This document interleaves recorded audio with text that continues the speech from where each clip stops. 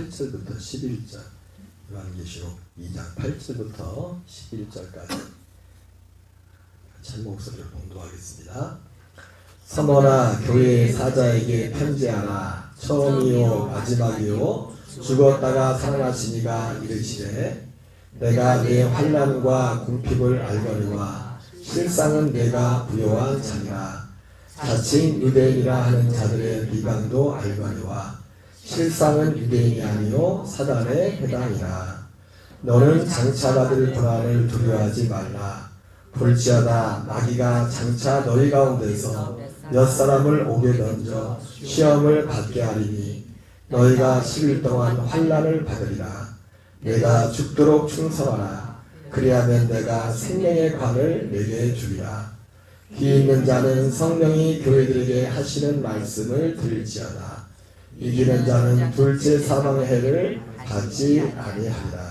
아멘. 할렐루야. 오늘은 요한계시록 2장 8절부터 11절까지 본문의 말씀을 중심으로 서머나 교회에 보내는 편지, 서머나 교회에 보내는 편지로 실상 부요한 교회 서머나 교회라는 제목으로 하나님 말씀을 전하도록 하겠습니다. 여러분, 요한계시록을 우리 성경에 나와 있는 이 요한계시록에 나오는 말씀을 가지고 요한계시록은 이런 겁니다라고 글을 쓴다면 짧게 한 문장으로 만든다면 여러 가지 말을 할 수 있겠지만 특별히 1장 그 앞에 나오는 1장에 나오는 계시록 1장에 나오는 내용을 가지고 요한계시록은 이런 것입니다라고 한번 문장으로 만들어 보면 첫 번째 문장을 이렇게 만들 수 있을 것 같아요. 사도 요한이 반모섬에 유배되어서 주의 날에 듣고 사도 요한이 첫째는 사도 요한이 소아시아 7교회에 보내는 편지. 근데 특별히 언제 사도 요한이 반모섬에 유배되었을 때 소아시아 7교회에 보낸 편지. 이렇게 하면 요한계시록이라는 의미가 좀 들어갈 것 같습니다. 두 번째는 같이 같은 내용이지만은 사도 요한이 특별히 그 반모섬에 유배되었을 때 그 주의 날에 그가 본 것과 지금 있는 일과 장차될 일에 관한 그 기록이 요한계시록이다 이렇게 할 수 있겠어요. 특별히 요한계시록은 세 가지입니다. 지금 본 것과 하나님이 사도 요한한테 네 본 것과 지금 있는 일과 장차될 일을 기록하라 이렇게 말했어요. 사도 요한이 본 것과 지금 있는 일과 장차될 일 이것을 기록하라 이렇게 말했습니다. 그래서 에베소부터 해가지고 7교회한테 편지, 소아시아적 7교회에 편지를 보냈는데 그 교회마다 어떤 문제와 또 그 다루는 문제들은 조금씩 다르죠, 그죠? 다르지만은 만약에 이 오늘 서머나 교회에 보낸 이 편지의 이 내용이 참 중요한 것은 뭐냐면은 요한계시록을 사실은 뒤에 보면 실제 어떤 구체적인 어떤 일도 일어나지만은 사실은 그 일들이 새로운 일들이 아니에요. 그 아까 말했죠. 사도 요한이 뭘 기록했어요? 지금 있는 일을 기록하라고 했죠, 그렇죠? 그리고 장차될 일을 기록하라고 했어요. 지금 있는 일은 그때 지금 있는 일은 사도 요한이 편지를 쓸 때 그때 있었던 일이고 장차될 일은 언제입니까? 그 이후에 있을 일과 또 뭐 직접적으로는 예수님이 재림할 때 그때 일어날 일들이죠. 그죠? 근데 왜 그러냐면은 그때 있었던 일이 그 예수님 오실 때 일어날 그런 일들도 또 지금 우리에게 일어난 일들이 그때 있었던 일들이에요. 그때 있었던 일. 그때 있었던 일.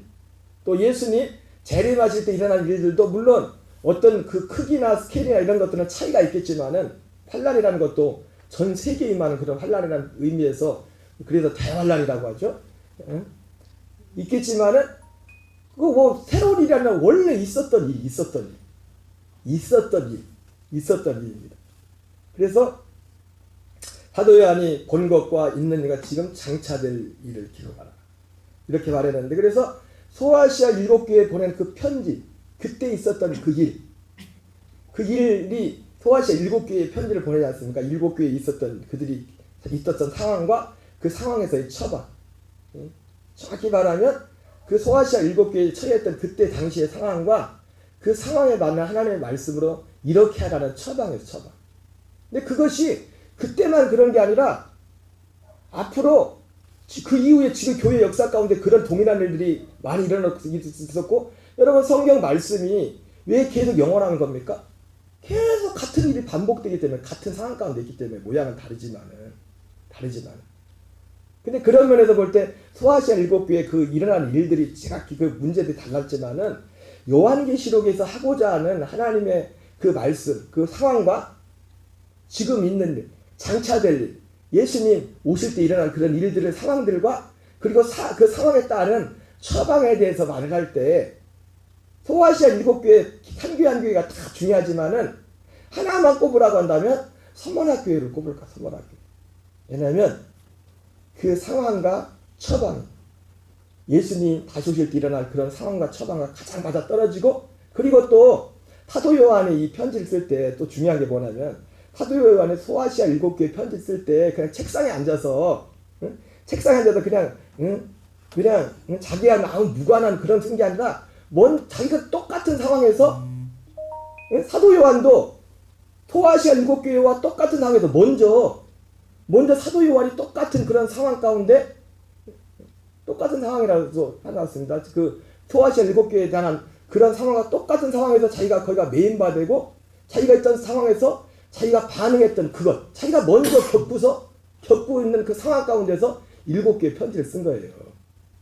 그냥 자기는 아무리 무관하면서 자기가 무관한데 멀리 떨어지는 사람이, 여러분 그럴 때 그렇게 하십시오. 그렇게 한 게 아니라 소아시아 사도 요한이 이 편지가 중요한 건 뭐냐면, 사도 요한 자체가, 그리고 우리가 일단 성경을 보면 알겠지만은 서머나교회 편지 4절밖에 안 되지만은, 사도 요한이 아까 말했잖아요. 사도 요한이 처했던 상황과 그 상황 가운데서 있었던 그런 모든 걸 딱 정확히 그 내용이 다 맞아 떨어져요. 똑같이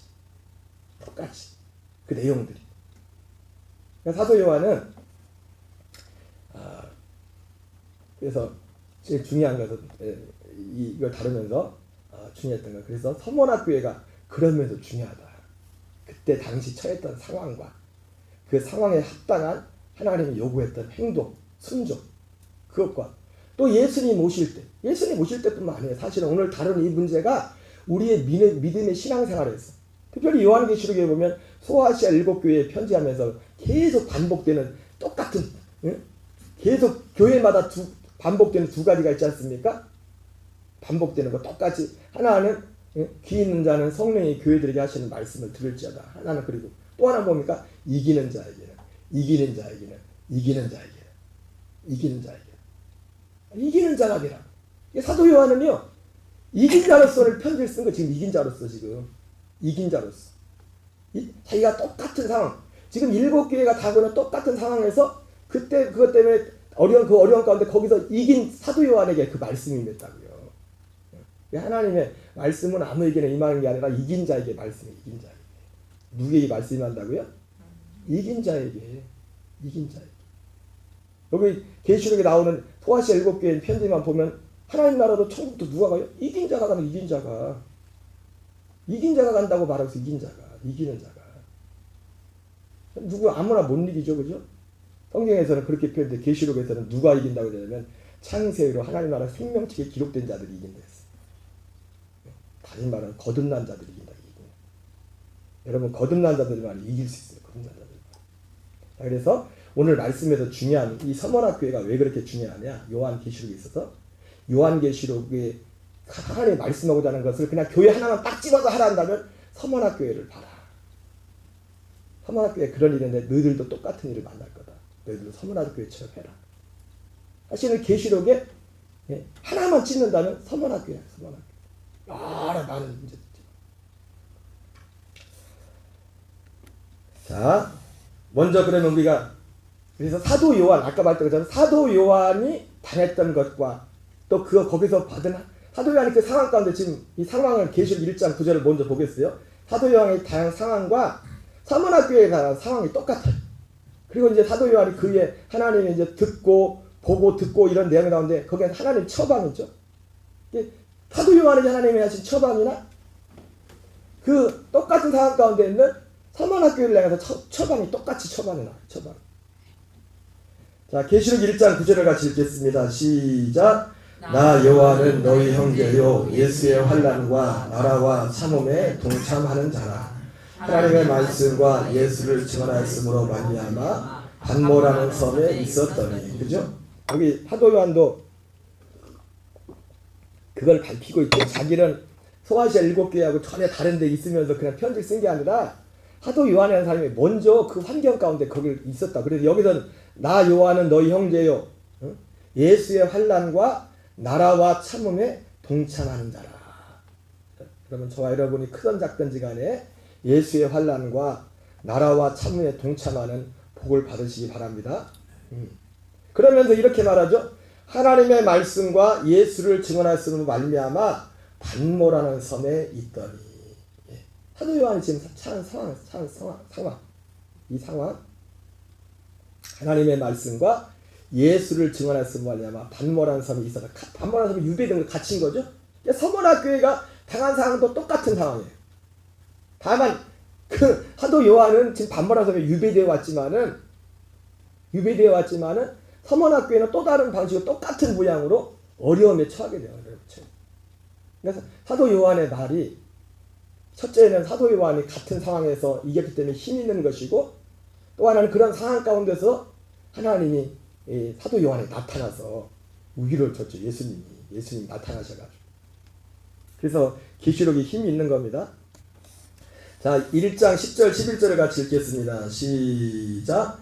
주의 날에 내가 성령이 감동되어 내 귀에서 나는 나팔 소리 같은 큰 음성을 들으니 이르되 내가 보는 것을 두루마리에서 에베소, 서머나, 버가모, 두아디라, 사데, 빌라델피아, 라우디게아 등 7교회에 보내라 하시기로. 특별히 이 앞서 다시 한번 보면은 이 하나님의 말씀과 예수를 증언했으므로 말미암아 반모라는 섬이 있었다고 했죠. 이것이 예수의 환난과 나라와 참에 동참하는 일 중이었던 한 부분이었습니다.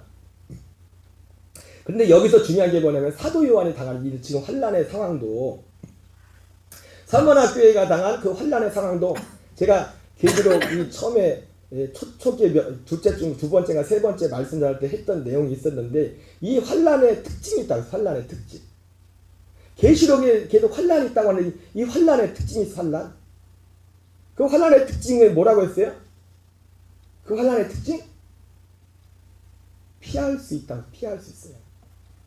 피할 수 있는 환난에. 내가 마음만 먹으면, 오늘 서머나교회를 치면 나 예수 모른다. 그냥 가서 우상에게 절하고 우상의 재물을 먹고 살기 위해서, 돈벌이 하기 위해서 하면 전혀 문제가 되지 않습니다. 그러니까 여러분, 성경에 나오는 환난이라는 것 자체는 뭐냐면 말씀으로 인한 환난, 말씀으로. 그러니까 말씀으로 인한 환난의 특징이 뭡니까? 피할 수 있어요. 말씀 안 지키면 되니까. 지금 말씀 때문에, 지금 말씀을 지키는 것 때문에 지금 문제를 나온 거예요. 사도 요한이 지금 유배된 것도 뭐 때문에? 예수님을 증언하고 예수가 그리스도라고. 뒤에도 보겠지만 서머나 교회도 문제가 뭐였어요? 황제 숭배했잖아요. 황제, 그 로마 황제들이 신의 의식이겠다. 그래서 그리스도를 주라 부르는 것은 그건 완전히 반역과 같은 거예요. 내가 그러면 예수를 주로 섬길 거냐, 로마의 황제를 주로 섬길 거냐, 이거 선택을 해요. 선택을. 자칫하면 생명까지 뺏길 수 있어요. 생명까지. 그 말씀 때문에. 사도 요한이 오늘 반모섬에 갇힌 것도 그러한 이유 때문에. 그래서 이 환난, 이 고난의 특징이 뭐냐면 피할 수 있다는 거예요. 피할 수 있어요. 피할 수 있어요. 잠깐은 피할 수 있어요. 잠깐. 마태오 10장 28절 말씀처럼 몸을 죽이는 자를 두려워하지 말고 몸과 영혼을 능히 지옥에 멸할 자를 두려워하라. 이렇게 말씀했는데, 오직 이 몸을 죽이는 자만 두려워하면은 말씀을 저버리면 됩니다. 피할 수 있는 거예요. 똑같이 상황이. 자, 이런 상황 가운데 있는데, 어쨌든 그 사도 요한은 이겼기 때문에 지금 유배되어 있는 겁니다. 이겼기 때문에. 여러분, 어떤 면에서 보면 우리가 믿음에 이기는 자들이 어떻게 보면 사람들 볼 때는 요즘 말로 찌질하게 보일 수 있고, 응? 막 세상 사람들한테 인정받지 못하고 그런 환경에 처할 수 있어요. 사실은 초대교회 진짜 성도들은 그런 상황이 오히려 더 많았어요. 그런 상황이 더 많았다. 진짜 말씀대로 내가 살라고 하면 반드시 환난이 옵니다. 반드시 누가 제동을 걸어요. 하나님을 주로 진짜 모시는 순간 우리가 어떤 문제에 부탁드려서 그냥 그거를 부탁드리지 않고 우리가 그렇게 행하지 않기 때문에 그렇지 말씀을 지켜 행하려고 합니다. 자, 이런 상황에서 10절에 같이 읽겠습니다. 시작. 주의 날에 내가 성령에 감동되어 내 귀에서 나는 나팔 소리 같은 큰 음성을 들으니 이르되 내가 본 것을 두루마리에 써서 에베소, 서머나, 보가모, 두아디라, 사데, 빌라델비아, 라오디게아 등 7교회에 보내라 하시기로. 그때 바로 주의 날에 하나님의 성령에 감동되어 나팔 소리 같은 큰 음성을 소리를 들어. 그래서 지난번에 얘기했지만 여기 사도 요한이 듣고 보고 듣고 듣고 보고 듣고 소리를 그 상황에서 주의 날에 이제 들었어요. 그 들은 내용은 뭡니까? 소아시아는 7교회에 보내라. 보는 것을 두루마리에 써서 12절 같이 보겠습니다. 12절 14절 시작. 몸을 돌이켜 나에게 말한 음성을 알아보려고 돌이킬 때 7급첫째를 보았는데 첫째 사이에 인자 같은 이가 발에 끌리는 옷을 입고 가슴에 금띠를 띠고 그의 머리와 털의 기가 흰 양털 같고 눈 같으며 그의 눈은 불꽃 같고. 듣고 11절 14절에 봅니다. 몸을 돌이켜서 소리나는 쪽을 향해서 몸을 이렇게 소리나는 쪽에 이렇게 돌렸는데 그때 7금초대를 보았어요. 7금초대는 7교회라고 했습니다. 7교회. 7별은 7교회의 사자. 그래서 사도 요한이 뭘 봅니까? 뭘 봐요? 7금초대를 7별을 붙잡고 7금초대 사이를 다니시는 예수 그리스도. 근데 그 예수 그리스도는 어떤 예수 그리스도? 죽었다가 살아나신. 죽었다가 살아. 이게 참 중요한 겁니다. 지금 처해 있는 상황이 죽은 자 같은 상황이지만은 서문학교에도 지금 상황이 서문학교에도 그래도 똑같이 나타나. 예수님의 모습이 오늘 사도 요한에게 나타난 모습도 뭐예요? 어떤 예수님의 모습 어떻게 나타나면은 죽었다가 살아난 자로 나타나. 처음이요 마지막이고 죽었다가 살아난 자로 사도 요한에게 반모섬에 나타났을 때도 하나님 그렇게 말씀하십니다. 서문학교에 나타나신 주님도 뭐라 하면 똑같이 말씀해요. 서문학교에 처음과 나중이요 죽었다가 살아나시니라고 똑같이. 이 상황이나 이런 것들이 사도 요한이 당했던 이 상황이나 그러니까 사도 요한이 당한 이 상황 사실은요 그때 있었던 일이고 예수님 오실 때 일어날 일이고 그 이후에 계속 비어지는 일이에요. 되어지는 일이에요. 13절 14절 다시 읽겠습니다. 시작. 촛대 사이에 인자 같은 이가 발에 끌리는 옷을 입고 가슴에 금띠를 띠고 그의 머리와 털의 기가 흰 양털 같고 눈 같으며 그의 눈은 불꽃 같고. 자, 15절 16절입니다. 그의 발은 풀무불에 단련한 빛난 주석 같고 그의 음성은 많은 물소리와 같으며 그의 오른손에 7별이 있고 그의 입에서 좌우에 날선검이 나오고 얼굴은 해가 힘있게 비치는 것 같더라. 그렇죠? 7금초대를 보았고 여기는 뭐예요? 그의 오른손에 7별을 붙잡고. 그래서 사도 요한은 합쳐서 뭘 본 거예요? 7별을 붙잡고 7금초대 사이를 다니시는 주님을 봤는데 그 주님이 어떤 분이에요? 죽었다가 다시 사십니다. 처음이에요. 나중에 뒤에 그 내용이 나옵니다. 그 다음에 소리가 들려요. 17절. 아까는 들으려고 할 때 소리가 들렸고 이 소리를 듣고 있는데 소리를 보고 있는데 볼 때 또 소리가 들립니다. 17절부터 시작. 내가 볼 때 그의 발 앞에 엎드려져 죽은 자가 지내매 그가 오른손을 내게 안고 이르시되 두려워하지 말라. 나는 처음이요 마지막이니 곧 살아있는 자라. 내가 전에 죽었었노라. 볼지어다 이제 세세토록 살아있어 사망과 음부의 열쇠를 가졌노니. 그래서 여기서도 예수님이 사도 요한의 곁에 나타납니까? 여기도 똑같이 서문학교에도 나오는 게 처방이 뭐냐면 두려워하지 말라 했어요. 서문학교에도 이기고 있었거든요. 이기고 있었지만 상황이 바뀐 건 없었어요.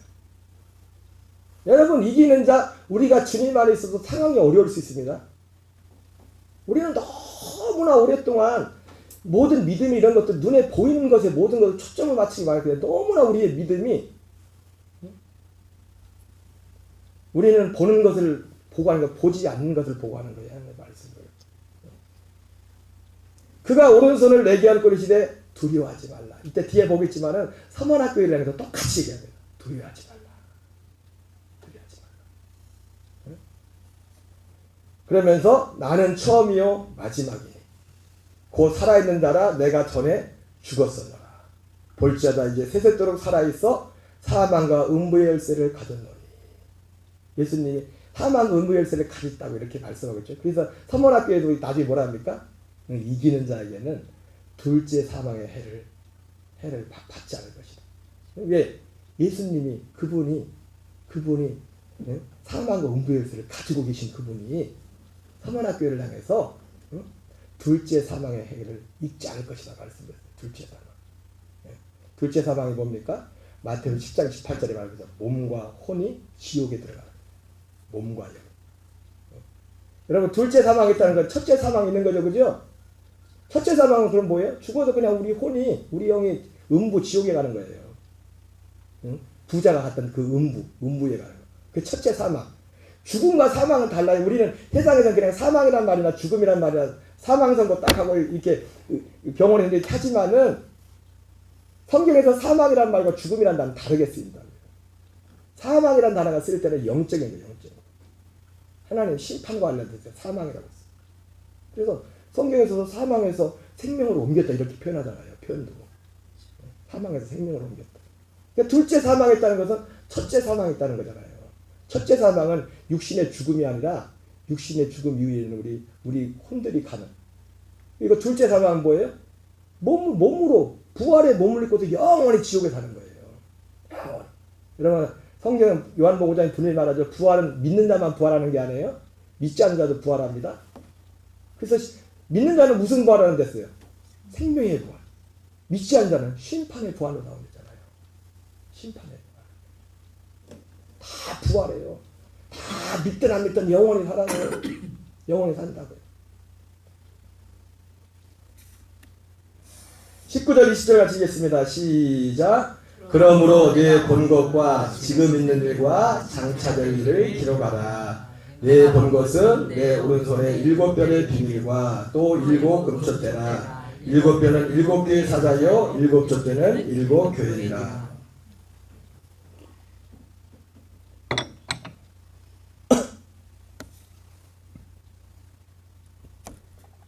예, 이게 사도 요한이 듣고 보고 들은 거예요.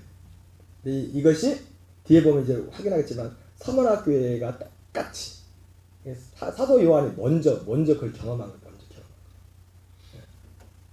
여러분 저도 여러분한테 설교를 하지만은 만약에 그냥 성경이 기록됐기 때문에만 설교한다면 뭐 성경이 기록됐기 때문에 그래서 그대로 설교하는 것도 맞지만은 나는 그거 말씀과 전혀 무관하고 난 그렇게 살지도 않으면서 설교한다면 그 문제가 있잖아요. 그죠? 적어도 제가 여러분들한테 설교할 때는 그게 뭐가 됐든지 간에 제가 믿는 바를 그냥 성경에 있기 때문에만 전하는 게 아니라 내가 믿는 바를 그리고 제가 믿고 그렇게 살았던 바를 전하는 거예요. 꼭 목사기 때문에 전하는 것도 아니고 제가 언젠가 말했지만 제가 전한 어떤 믿음의 많은 내용들 중에는 제가 18살에 예수님 믿었는데 18살에 믿는 그 해부터 했던 대부분 다 그런 믿음과 그런 행동들이에요. 예수 믿고 10년, 20년 돼서가 아니라 18에 예수님을 믿고 나서 제가 믿었던 내용들, 행했던 내용들이 거기서 뭐 지금이나 별로 그렇게 물론 복음에 대한 눈이 열린 건 다르겠지. 그 면에 다르지만은 일반적인 면에 있어서는 18 예수님 믿을 때 그때 다 내가 믿고 행했던 일입니다. 그런 것들을 전하는 그런 것들조차도 어떤 경우에는 제대로 말 못할 때가 있어요. 그것조차도.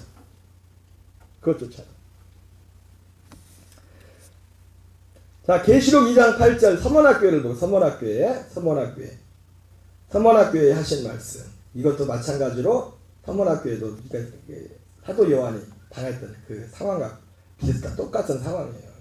그러니까 여러분 이 상황 자체가 그런 상황이고 예수님 재림할 때도 중요한 이 상황의 핵심이 이 내용이라 이 골자가 우리가 이기게 될 많은 것들이 있지만은 뒤에 계시록이 나오지만 정말 싸워야 될 우리 문제의 핵심이 이 서문학교회가 이것을 이겨야 된다. 계시록 2장 8절을 읽겠습니다. 시작. 서문학교회 사제에게 편지하라. 처음이며 마지막이요 죽었다가 살아나시니가 이르시되. 그죠? 아까 똑같이 그죠? 아까 서문학교회도 아까 사도 요한에게 주님이 나타나서도 똑같이 말했잖아요. 그죠? 처음이며 마지막이요 죽었다가 살아나시니. 죽었었는데 지금은 살아있는 자. 그분이 사망과 음부의 열쇠를 가진 자가 아까 여기 사도 요한이 말했던 것처럼 서머나교회는 왜요? 지금 처해 있는 상황과 이런 것들이 똑같기 때문에 당하고 있는 문제가 같은 문제이기 때문에 계시록 1장 17절 18절 같이 읽겠습니다. 시작. 내가 볼 때 그의 발 앞에 엎드려 죽은 자 같이 되매 그가 오른손을 내게 안고 이르시되 두려워하지 말라 나는 처음이요 마지막이니 곧 살아있는 자라 내가 전에 죽었었노라 볼지어다 이제 세세토록 살아있어 사망과 음부의 열쇠를 가졌노니 앞에서 봤죠 그죠? 똑같죠? 사도 요한이 하셨던 말씀이나 지금 서문학교에 하신 말씀 나는 처음이요 마지막이니 곧 살아있는 자라 내가 전에 죽었었노라 볼지어다 이제 세토록 살아있어 사망과 음부의 열쇠를 가졌노니 그러면서 계시록 2장 11절 같이 읽겠습니다. 시작. 귀 있는 자는 성령이 교회들에게 하시는 말씀을 들을지어다 이기는 자는 둘째 사망의 해를 받지 아니하리라. 이기는 자는 둘째 사망의 해를 받지 아니하리라. 그래서 오늘 서문학교회를 통해서 하시는 말씀 뭡니까? 이기는 자가 되어서 둘째 사망을 피하라. 이기는 자가 되어서 둘째 사망을 피하라고 이렇게 말씀하고 있습니다. 자, 그러면 구체적으로 서문학교회에게 말하는 이기는 자가 누굽니까? 이기는 자가. 자, 계시록 2장 9절을 같이 읽겠습니다. 시작. 내가 내 환난과 궁핍을 알거니와 실상은 내가 부요한 자니라. 자칭 유대인이라는 자들의 비방도 알거니와 실상은 유대인이 아니요 사단의 해당이라. 여러분, 서문학교회를 향해서 내 환난과 궁핍을 알거니와 실상은 내가 부요한 자다. 이렇게 말씀하고 있습니다. 부요한 자다. 이 부요한 자를 더 정확히 말하면 뭐냐면 하나님께 대하여 부요한 자다. 뭐라고요? 하나님께 대해 돈 많은 사람을 말하는 게 아니라 이 사람들은 돈이 많은 게 아니라 지금 오히려 환난과 궁핍을 알거니와 지금 환난과 궁핍이 딱 하나로 연결되어 있어요. 이들의 환난은 뭐였습니까? 소아시아 7개 대부분의 교회가 그렇지만은 황제 숭배와 길드라는 이 두 가지 문제 가운데서 황제 숭배를 하지 않고 길드라는 어떤 쉽게 말하면 뭐 협회, 뭐 새우조망 협회, 뭐 협회도 있지 않습니까? 조직 있잖아요. 어떤 거기에 가입을 하지 않으면 먹고 살 수 없는 먹는 문제 이게 걸려있는 그런 거였어요. 걸려. 단지 황제 숭배하고도 관련이 있지만은 그 계명 가지고서도 거기에 가면 안 되지만은 그거를 거절하게 될 때 그들이 당하게 될 그것은 결과는 뭐냐면 그걸 거절하면 환난이 오고 환난 플러스 궁핍 먹고 살 수가 없는 겁니다. 먹고 살 수가 없어. 실상은 내가 환난과 궁핍을 알거니와 실상은 내가 부요한 자라 이렇게 말씀하고 있어요. 그래서 이 환난 이 지금 당하는 환난은 자연적으로 궁핍이 따라오는 거예요. 궁핍 먹고 살아. 그런데 이 서문학교를 향해서 실상은 내가 부요한 자라. 이 부요한 게 누구에 대해 부요하다고요? 하나님께 대해. 하나님이 볼 때는 부요하다는 거예요. 여러분 우리가 하나님 앞에 부요한 자가 돼야 됩니다. 하나님께. 그래서 이기는 자가 누구냐? 오늘 이 말씀을 볼 때 이기는 자가 누구냐? 오늘 말씀을 놓고 볼 때 둘째 사망을 해를 받지 않으라 이렇게 말했는데 그 사람이 누구냐? 하나님께 대해 부요한 자예요. 하나님께 대해 부요한 자가 이기는 자예요. 누가복음 12장 16절 18절 읽겠습니다. 시작. 또 비유로 그들에게 말하이르되 한 부자가 그 밭에 소출이 풍성하매 심중에 생각하여 이르되 내가 곡식 쌓아둘 것이 없으니 어찌할까 하고 또 이르되 내가 이렇게 하리라 내 곡간을 헐고 크게 짓고 내 모든 곡식과 물건을 거기 쌓아두리라. 예수님이 어떤 한 비유를 들어서 한 부자가 그 소출이 풍성함에 심중에 생각이르되 하나님 우리 생각하는 것 같이 딱 하셔요. 말 안 해도 내가 무슨 마음을 갖고 있는지 내가 곡식 쌓아둘 것이 없으니 어찌할까 하고 또 이르되 내가 이렇게 하리라 내 곡간을 헐고 더 크게 짓고 내 모든 곡식과 물건을 거기에 쌓아두리라. 잘했어요? 잘못했어요? 예? 잘했어요? 잘못했어요? 잘했어요? 잘못했어요? 아, 왜 대답을 안 하세요? 뭘 잘못 빚이나 도를 하셔야죠. 뭐 쌓아줄 곳이 없어가지고 곳간을 헐고 크게 짓고 물건 쌓아주는 게 뭐가 문제예요. 쌓아주는 거야. 근데 그 다음이 문제지. 여러분 요한웨슬리 목사님이 설교 중에 돈의 사용이라는 제 설교집에도 있는데 이 설교집에 표준 설교집에 나오는 설교 중에 하나 돈의 사용이 있거든요. 그 돈의 사용에 있어서 그런 3대주라고 3대주로. 근데 그 돈에 그날따라 돈에 대해서 설교하는데 부자가 앉아왔는데 제일 첫 번째 말은 여러분 힘 있는 대로 열심히 돈을 버시죠. 그러니까 부자가 아멘 그러는 거야. 돈 열심히 벌라니까. 두 번째 열심히 저축하십시오. 웬일이야? 아멘. 근데 세 번째가 시험돼서 하나님과 예수를 열심히 쓰십시오. 세 번째 아니 그러니까 여기에 내 곡간을 열고 더 크게 짓고 내 모든 곡식과 물건을 거기 쌓아두리라. 이게 뭐가 잘못됐어요? 여기까지는 문제가 없어요. 열심히 벌어서 열심히 쌓으시기 바랍니다. 왜 아멘 안 해요? 아멘. 응? 벌기도 싫고 쌓기도 싫은가 보네. 근데 그 다음이 문제라고. 그 다음이 누가복음 12장 16절입니다. 시작. 또 내가 내 영혼을 이르되 영혼아 여러 해 쓸 물건을 많이 쌓아두었으니 평안히 쉬고 먹고 마시고 즐거워하자 하리라 하되. 그 다음이 문제. 그 다음 이 쌓아두고서 그냥 자기 육신 그거로 끝이야. 끝. 이 땅 하는 거죠. 영혼아 여러 해 쓸 물건을 많이 쌓아두었으니 평안히 쉬고 먹고 마시고 즐거워하자 하리라. 이 돈을 가지고 무엇을 할까? 여러분을 위해서도 필요할 때 어떤 분들은 뭐 너무 자기하게 인색한 분도 계시고 인색한 분이 너무 그럴 필요는 없어요. 자기를 위해서 돈을 쓸 줄 알아야 돼. 그렇다고 뭐 여러분들 여기 봐도 뭐 그렇게 뭐 사치하고 그럴 분은 한 분도 하고 사치할 돈도 없고 근데 여러분 항상 이 물질이라는 것이 생기면은 ATM에 나오겠지만은 결국은요 모든 환난과 믿음이 뭐와 관련되면 물질과 관련되어 있어요. 물질과. 이기는 자가 누구냐? 만몬을 이기지 못하면 돈을 이기지 못하면 이기는 자가 될 수가 없어요. 이기는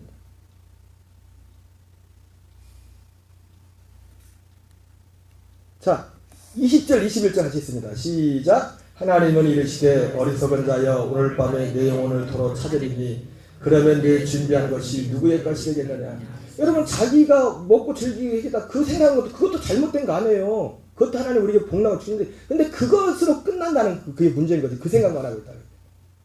하나님이 물질을 주었을 때 이걸 통해서 우리가 하나님 나라를 위해서 복음을 위해서 그를 위해서 해야겠다는 그 생각이 있어야 되는데 그래 여러분 우리에게 생기는 모든 물질 다 모든 게 하나님께로부터 온 겁니다. 아멘이세요? 하나님께로부터 온 것이고 그 중에는 또 우리가 하나님께 드려야 될 구별해 드려야 될 것이 있다고. 하나님 것이 그게 먼저 그게 돼야 돼요. 그것이 하나님이 이르되 어리석은 자여 오늘 밤에 내 영혼을 도로 찾으리니 그러면 내 준비한 것이 누구의 것이 되겠느냐 하셨으니 자기를 위하여 재물을 쌓아두고 하나님께 대하여 부여하지 못한 자가 이와 같으니라. 여러분 서문학교에는 누가 있어요? 환난과 궁핍이 있지만 실상은 부유한 자라. 하나님께 대해 이 사람은요. 그리고 자기를 위하여 재물을 쌓아두고 재물을 쌓아뒀는데 자기를 위해서만 쌓아둔 자기를 위해서만 재물을 쌓아둔 거를 문제 삼지 않았어요. 그죠? 요한웨슬리 목사님도 저축하는 거 뭐라고 안 했어요. 저축하셔야 돼요. 여러분 저축. 이번에 제 줄에서 했던 목사님이 오셨는데 별 얘기를 다 하시더만. 은퇴하신 지 80다 되시던데 그랬는데 저는 처음 듣는 얘기였어요. 목사님이 첫 목회를 나갔는데 첫 목회를 나갔는데 목회를 한 50년 하셨죠. 목회도 일찍 나가시고 50년 했는데 자기는 목회하면서 월급 첫 월급이 10,000원 했는데 그때부터 저축을 했대. 40년 50년 동안 꾸준히 저축을 했대. 왜?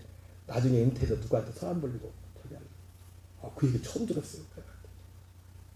그 목사님 큰 교회에 있었거든요. 교회에 있었는데 근데도 자기가 해야 될 어떤 것들을 어떤 부분들 일정 그렇다고 뭐 하나님께 드리기도 많이 드렸더만. 근데 어쨌든 자기를 위해서도 규칙적으로 저축하는 것 자체가 잘못된 게 아니에요. 근데 문제는 뭐예요? 자기를 위해서만. 자기를 위해서 끝. 자기를 위해서 끝. 하나님께 대하여 부여하지 못한 자라. 여러분 하나님께 대하여 부유한 자가 되시기 바랍니다. 하나님께 대하여. 지난번에 제가 그런 말씀 드렸어요. 우리 세미나 가서 이제 목장 탐방 갔는데 이제 부부 목장을 갔는데 부부 목장에 대부분 나이 또래가 이제 젊은 분들이에요. 그래서 제가 이 30대, 제가 나이는 안 물었지만 뭐 40 안 넘었겠더라고요. 30대 중후반이겠더라고요. 부부들이. 뭐 몇 가정 되진 않지만 제가 그러면서 그들의 삶을 나누는 걸 보면서 제일 먼저 생각나는 게 그들이 나누는 걸 보면서 이제 뭐 은혜 받은 것도 있지만 우리 아들, 딸이 생각나더라고요. 이것들이 살아갈 세상에 저런 세상인데 어떻게 그러면서도 한편으로는 살아가는 그 세상을 살아가는 삶도 그 환경 자체가 내가 그 젊은 분들 얘기하는 거 몇 분 안 되지만은 얘기하고 나누는 걸 보면서 그 얼마 안 되는 그 부부들도 믿음이 서로 좀 달라요. 다 믿음이 조금씩 차이가 있겠죠. 그죠? 목자 하시는 분하고 차이가 있는데 한편으로는 아 우리 아들 딸들이 저런 세상을 살아가는 거 정말 스트레스가 그렇구나 그런 걸 느끼면서도 또 한편으로는 그러면서도 그런 상황 속에서도 믿음으로 하나님을 주님으로 하나님께 정말 부유한 자로 하나님의 것을 먼저 구별할 줄 아는 그런 믿음으로 조금 내가 좀 더 불편하게 살면 되지. 내가 좀 할까 좀 덜 하면 되지. 저는 우리 아들 딸들에서 물론 아들 딸도요 둘 다 애들 둘밖에 안 되지만 한 배에서 낳았지만 하늘과 땅 차이 좁았지만 천차다 성격도 천차만별이고 물론 이제 장차 하나님이 또 은혜 줄 사람 은혜 주겠지만 하나님이 또 하나님 앞에 하는 게 틀려요. 근데 저는 육신의 부모로서 우리 아들 딸들을 보면서도 지금 이게 아직 뭐 결혼도 하고 그러지만 마냥 살아가면서 하나님의 것을 먼저 구별하고 그럼 얼마나 생활에 쪼들리겠어요. 그죠? 육신의 부모 입장에서 어떻게 했어요? 저거 하면은 생활. 근데 저는요 솔직히 말해서 고생해도 만약에 15평 그거 하나님 앞에 드릴 거 안 드리면 15평에서 살 수 있는데 드리면 10평에서 산다? 내 우리 딸들이 아들 딸이 10평에서 살더라도 난 그걸 원해요.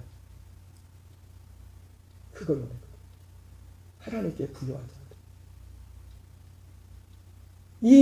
오늘 이 뒤에 보면 이래죠. 죽도록 충성하라 이런 말이야. 이 뒤에 나오는 게 서만학교에서 나오는 게 그래서 죽도록 충성하라는 말씀 나오거든요. 그 충성하라는 말이 뭐냐면 어디에 충성하라는 거예요 결국은? 결국은 오늘 사실은 이 문제가 환란이 생긴 것은 황제 앞에 절하지 않는 그 문제와도 관련됐지만 사실은 이 문제가 더 심각했던 또 이유가 뭐였어요? 목구멍에 포도청같이 먹는 게 달려있어요. 먹고 사는 게 달려있다고요. 단지 우상 숭배의 문제가 아니라 먹고 사는 게 달려있어요.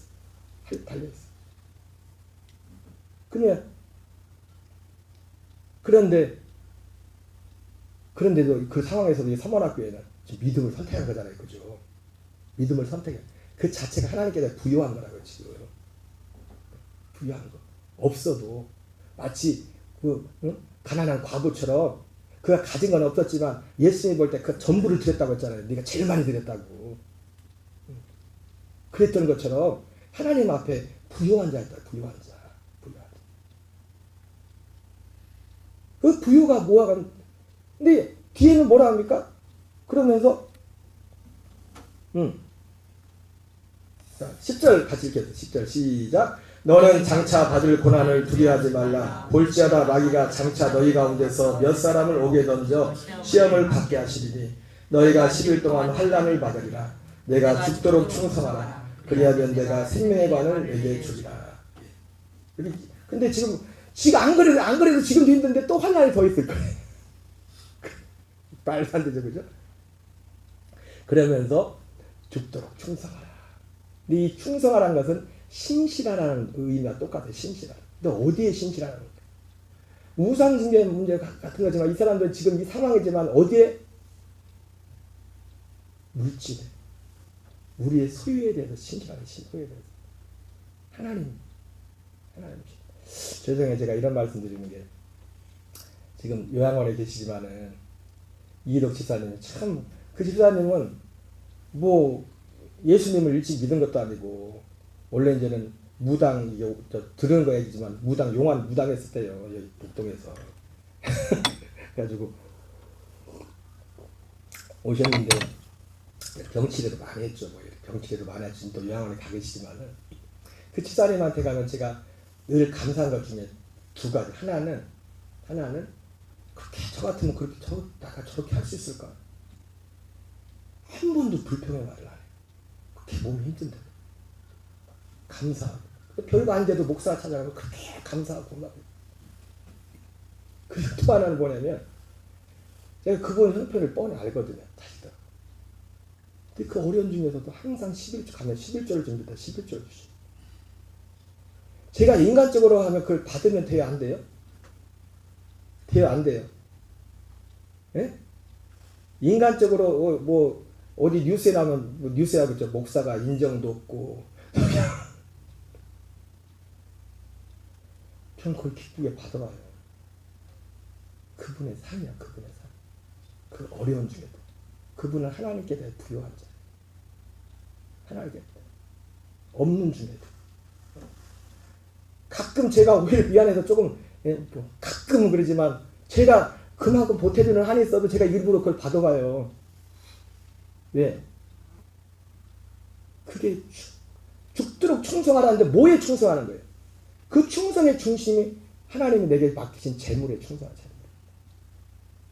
그것이 그 중심에 있다고. 지금 환난과 이런 모든 이 문제가 지금 이것이 그때만 있었어요? 아니요. 지금도 있고 그리고 앞으로 예수님 오실 때도 똑같이 있을 거예요. 똑같이. 지금은 이런 모양으로 나타나진 않죠. 응? 지금 뭐 우리가 저기 한다고 뭐 그런 경우가 많지 않죠. 죽도록 충성하라 그리하는 데가 생명의 관을 내게 주리라. 오늘 서문학교회를 보면서 서문학교회에 당한 환난과 궁핍의 상황이 어땠는지 그 상황 가운데 하나님의 처방이 뭐였지. 하나님의 처방은 너는 하나님께 대해 부요한 자가 되라. 너는 충성 죽도록 충성해라. 죽도록. 그리하면 생명의 면류관을 내게 주겠다. 이렇게 말씀했어요. 우리가 인간적인 생각을 하면 한도 끝도 없습니다. 우리의 믿음은 어디에 서야 돼요? 주님의 말씀에. 저도 이렇게 말하는 거는 에이 목사님 저도 해봤기 때문에 여러분들 이 얘기를 하는 거예요. 18살 때부터 저는 18살 예수님 믿으면서 해봤기 때문에 그렇게 해왔고 그리고 아들 딸들을 바라면서 뭐 말한다고 애들이 다 듣는 것도 아니지만 바라면서 소망은 하나님 앞에 충성하는 것 때문에 만약 15평에서 10평으로 그럼 10평으로 가라. 그 믿음이 더 오히려 귀하지. 그럼 하나님이 10평에만 놔두겠어요 그러면? 네, 여러분 선문학교회가 받은 그 복을 우리가 다 받으시는 복 있기를 주의 이름으로 축원합니다. 우리 기도하겠습니다. 오늘 말씀 기억하면서 사도 요한이 당했던 요한계시록에 나와 있는 전체적인 흐른 핵심의 그 핵심 상황과 그 모든 것을 말한다면 선문학교회 하나만 딱 집어서 하면은 계시록의 모든 그런 것들이 그 안에 다 녹아져 있습니다. 하나님 우리 모두가 하나님께 부요한 자가 되게 하십시오. 하나님 우리가 죽도록 충성하라는 말씀의 의미가 무엇인지 알고 우리가 이 말씀 안에 승리하는 은혜가 되달라고 우리의 가정을 위해서 우리 교회와 자녀들을 위해서 이 시간 또 몸이 불편한 지체들을 위해서도 기도하시고 우리의 주여 한번 외치고 통성으로 합심해서 기도하겠습니다. 주여 주여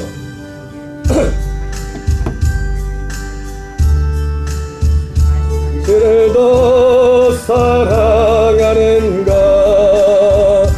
이슬 같은 목숨보다 주를 더 사랑하는가 사랑에 내려가면 주님 만날 수 없어 어떤 영화 바라보며 사랑할 수도 없어 잠시 머물는 세상 하나님 우리는 어떤 감리의 교들이 서문학교와 같이 사도 요한과 같이 하나님 깨달아 부유한 자 되게 하시고 비록 때때로 세상에서는 환난과 궁핍을 만날지라도 사모나께 같이 하나님에 대하여 부유한 자 되게 하시고 아버지여 죽도록 충성하라 말씀했던 것처럼 주님이 맡겨진 것 주님의 것에 충성된 우리의 교인들이 우리의 가정 특별히 우리 아들 딸들의 미래가 될 수 있도록 하나님 역사하시고 인도하여 주시옵소서. 주여 역사해 주시옵소서. 주여 역사하시고 인도하여 주시옵소서. 아버지여 이제 있고 장차대에